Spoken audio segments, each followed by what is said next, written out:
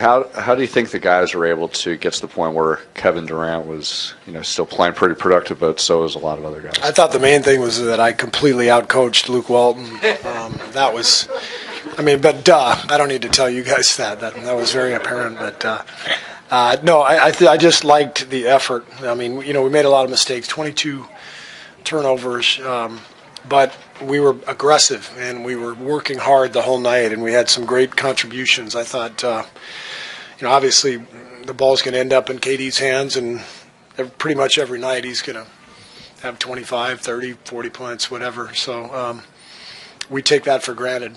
Fair or not to KD, we take him for granted sometimes. But tonight to me was about Looney, Kevon coming in there and rebounding and making some huge plays defensively, and Quinn Cook, stepping up and having a really nice night. Omri Caspi, who's hardly played over the last couple months, gave us some really big minutes. And these games are fun, when guys who don't ordinarily get to play much, when they get a chance and really contribute, it strengthens the team.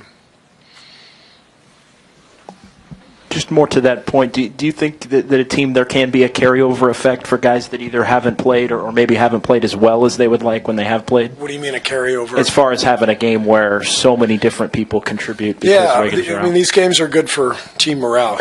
Half my career I was, 10th or 12th man, and didn't play much, and when I could have a night where I got to contribute, it was carried me for another month. So everybody needs that. Everybody needs to feel the impact that they can make, and that's why for Omri to step in and play like that. Looney, as I mentioned, it's good stuff. Nick Young had a great second half, really exploded. So good team win. Beyond just the morale of the night, what can this month do for those guys? Like Livingston tonight got more shots that he's gotten in a while. Can that kind of push towards the playoffs and sharpen some games? Yeah, I think so. When you miss so many key guys, the whole game changes. And the team has to figure out kind of on the fly how to attack, and you can't rely on Steph and Clay coming off screens for 3-point shots. So you got to work. You work the ball and find areas to attack, and it's not as simple as calling a play. It's like, they've got to feel it, and they've got to probe and figure it out on their own in many cases. So it's good for us. Sean got it going early. I think he was perfect in the first half. What did you see out of him tonight, and how much did he kind of set the tone or help set the tone? Well, Sean knows when to be aggressive. He needs to score for us when Steph and Clay are out, and so I just thought he was great attacking and looking to set a tone early. Steve, with play out in particular, does Nick become, his production become even more important in terms of giving you something on the backcourt? Yeah, for sure. And it's not just if he's making shots, it's just providing the spacing. You could see the Lakers were loading up on every play in the paint, and so we needed that spacing, and knocking down those threes in the second half, I thought, opened the game up a little bit. Steve, when Quinn Cook fouled out, it kind of looked like you looked down the bench and you weren't quite sure who was going to go in the game at that point. What was going on there, and then also just Quinn's performance throughout the night? What can you say about that? I thought Quinn was fantastic. He played a really good game. I liked his aggression.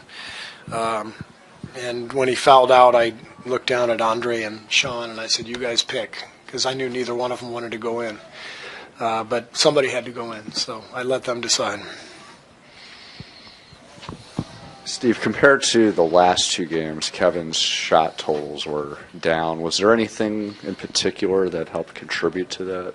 Just as far as how Kevin played? Kevin is so smart that he feels what he needs to do from one night to the next. And I thought the last couple games we needed every shot that he took. And tonight was a different feel. And he's just such a smart player that as he goes, he just sort of gauges the game, determines what's needed, and that's what he provides.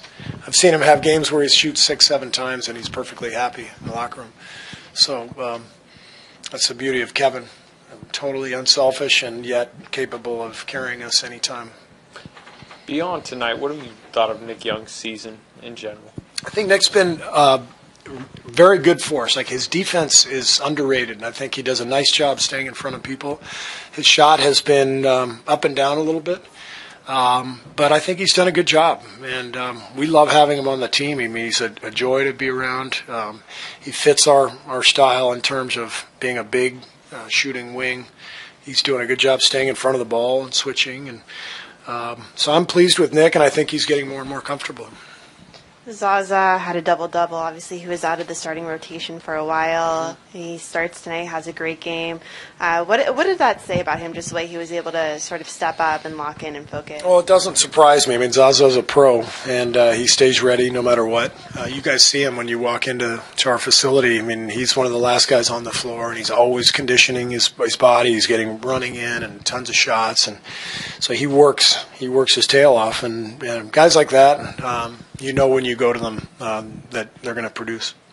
Steve, what were the primary factors that led you to start Kavan over whatever the few options you had? Julius Randle. You know, Randle's been dominant in the last few weeks, and I wanted Looney on him just because Looney has the physical strength to absorb that punishment from Randle, and he's smart enough not to reach, and so he does a good job of just defending without fouling and staying in front. Hey, Steve. Andre did all those things that Andre usually does for you guys. He only took one shot. Would you like to see him be a little more aggressive, or is he another guy that does what needs to be done? Andre can do whatever he wants. Sometimes he shoots, sometimes he doesn't. He always impacts the game. He reads it. He knows what he's doing and what we need from him.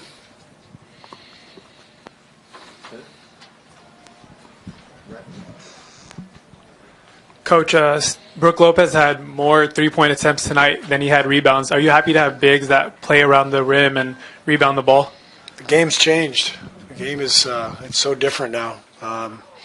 It seems like everybody's shooting threes, no matter what size you are, and so it's give and take. You know, he's not near the hoop rebounding, but you got to get out and guard him at the 3-point line because he can make those shots. So. What you have to do these days defensively is totally different from 20 years ago. It's amazing how much floor you have to cover, and it's not easy.